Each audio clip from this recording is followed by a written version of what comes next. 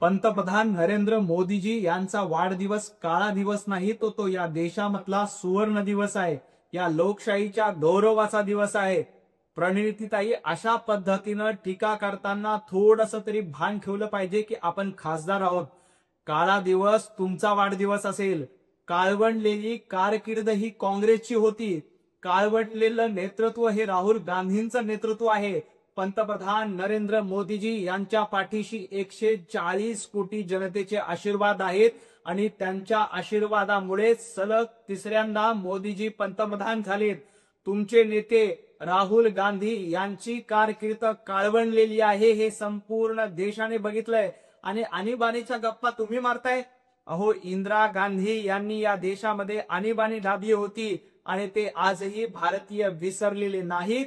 अशा पद्धतीनं पंतप्रधान नरेंद्र मोदीजी यांच्यावर टीका करण्याचा अधिकार तुम्हाला नाही। काँग्रेसची काळवंडलेली कारकीर्द आधी प्रणिती शिंदे यांनी आठवली पाहिजे।